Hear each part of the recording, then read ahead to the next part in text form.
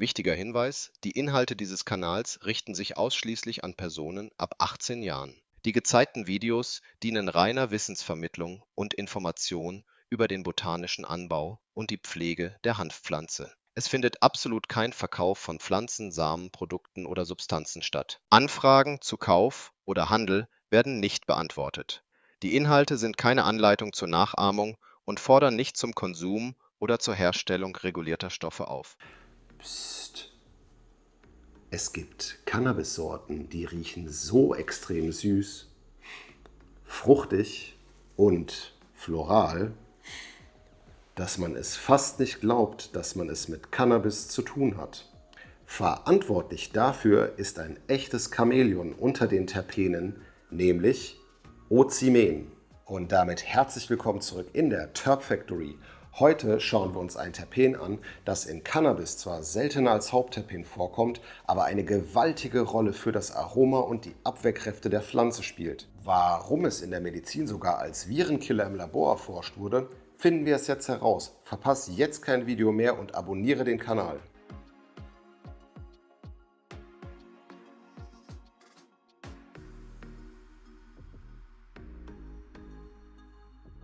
Ozimen ist ein Monoterpen und gehört zu den faszinierendsten Duftstoffen der Natur.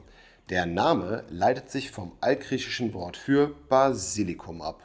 Und genau da steckt es auch drin. Neben Minze, Orchideen, Mangos, Estragon und Kumquats. Vom Aroma her ist es eine wilde Mischung. Es ist irgendwie intensiv süß, blumig, fruchtig, tropisch, aber im Abgang leicht holzig und mit einer krautigen Note.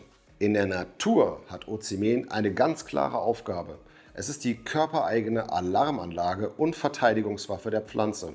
Es vertreibt Schädlinge und lockt gleichzeitig nützliche Bestäuber an. Und genau diese Abwehrkräfte machen es auch medizinisch hochspannend. Ozimen hat ein antivirales Potenzial. Studien in der Pharmazie haben gezeigt, dass Ozimen speziell in Kombination mit anderen Terpenen im Labor eine beachtliche Wirkung gegen bestimmte Erreger wie das klassische SARS-Virus aus den 2000er Jahren zeigen kann. Zudem wirkt Ozimen pilzhemmend. Es blockiert das Wachstum von Pilzen und Schimmelpilzen extrem effektiv. Im Cannabis bewirkt Ozimen im Entourage-Effekt meist ein sehr klares, energetisches und motivierendes High. Perfekt für den Tag, ohne Paranoia auszulösen. Alle Vaporizer-Enthusiasten aufgepasst! Ozimen ist ein absolutes Sensibelchen. Es hat eine niedrige Siedetemperatur von gerade einmal 176 Grad Celsius. Das bedeutet, im Vergleich zu vielen anderen Cannabis-Inhaltsstoffen verdampft es recht früh. Wenn du also dieses fruchtige, süße Aroma ungefiltert schmecken willst, musst du deinen Vape im absoluten Low-Temp-Bereich starten.